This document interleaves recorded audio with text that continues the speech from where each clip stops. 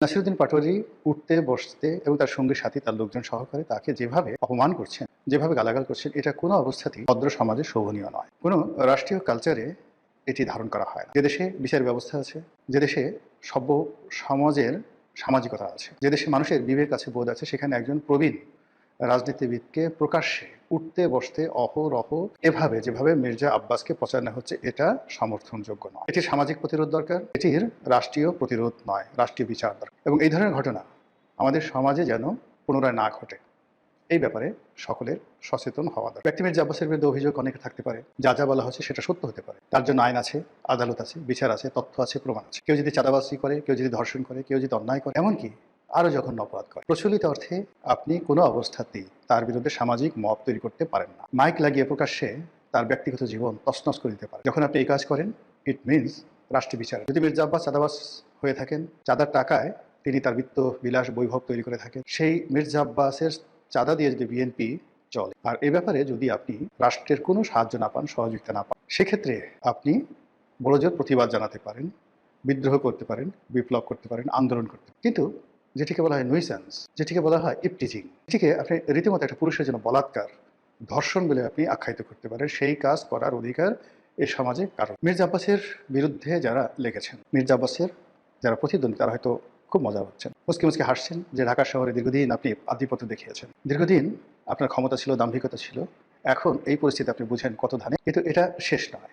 এক মির্জা আব্বাসের মাধ্যমে বিএনপিকে হেয় করা হচ্ছে, মির্জা আব্বাসের মাধ্যমে পুরো বিএনপি রাজনীতিকে ধ্বংস করা হচ্ছে, মির্জা আব্বাসকে পুষিয়ে দেওয়ার মাধ্যমে তারেক জিয়াকে টার্গেট করা হচ্ছে, তারেক রহমান সাহেবের পরিবারকে টার্গেট করা হচ্ছে। যারা মির্জা আব্বাসকে চাঁদাবাজ বলে গালি দিচ্ছে, তাদেরই আরেকটি অংশ।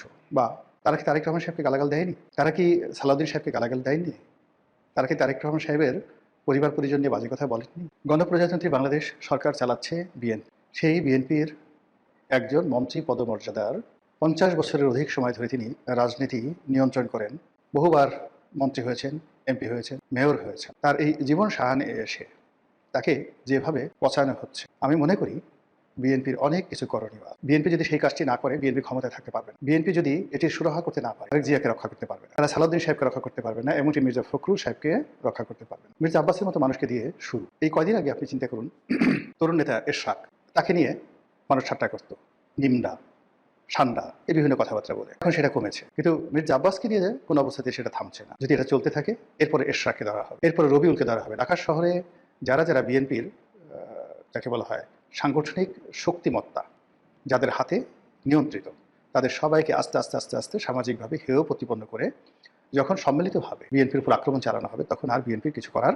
সবচেয়ে বড় কথা হলো যে একজন মানুষ, প্রবীণ একজন মানুষ, তিনি এই সমাজে লাঞ্ছিত হচ্ছেন, আমরা সবাই মজা নিচ্ছি। এ যেন আদিমকাল, এ যেন আইএমএ জাহিলিয়াতের যুগ হয়ে গেল। আরে বাবা, দরকার হলে মির্জা আব্বাসকে মেরে ফেল, তাকে জীবন্ত কবর দাও, তাকে পুড়িয়ে মারো, কিন্তু একজন জীবিত মানুষকে এভাবে লাঞ্ছিত করার কোনো অধিকার কোনো সমাজের কোনো ব্যক্তির নেই। অন্যদিকে এই যে মির্জা আব্বাসকে এত অপমান করা হচ্ছে, আমি অবাক হয়ে গেলাম যে বিএনপি একজন শীর্ষ নেতা আজ পর্যন্ত একটা হুমকি দেয়নি, আজ পর্যন্ত একটা ধমক দেয়, আজ পর্যন্ত কোনো ব্যবস্থা গ্রহণ করেনি।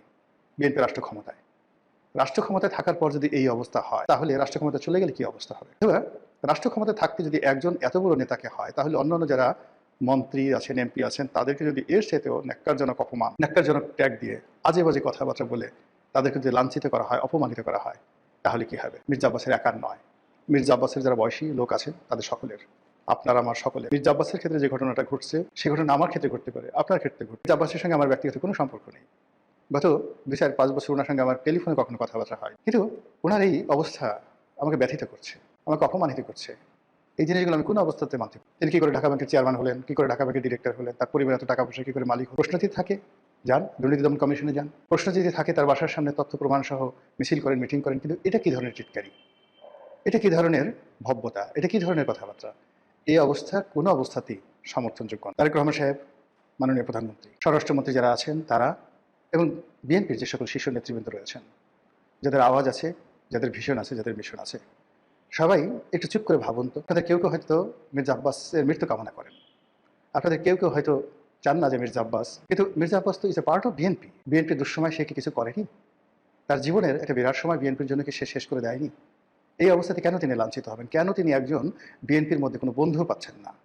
কেবলমাত্র নয়ন নামে যুবদলের একটি ছেলে এই সময়টিতে তার পাশে দাঁড়িয়েছে। নয়ন ছাড়া কি বিএনপিতে অন্য কোনো যুবদলের ছেলে নেই? যুব মহিলা মানে যাকে বলা হয় মানে মহিলা দলে যে নেত্রী যারা আছেন তারা কি নেই? অন্য কোনো পুরুষ কি নেই? অ্যাটলিস্ট এই কথাগুলিকে বলা যায় না যে না এটা ঠিক নয়, this not the right way, this not the correct way. সমালোচনা করতে চান, বিদ্রোহ করতে চান, ঘৃণা জানাতে চান, নিন্দা জানাতে চান, দেয়ার ইজ এ কোর্ট, এই বাংলাদেশে আছে। কিন্তু এই যে স্বাধীনতার পর থেকে এ পর্যন্ত যত কিছু দেখে আছি, এই সময়টাতে সে গত এই ১.৫ বছর ধরে মির্জা আব্বাসকে নিয়ে যা কিছু হচ্ছে, এরকম দৃশ্য তো আমি কখনো দেখিনি।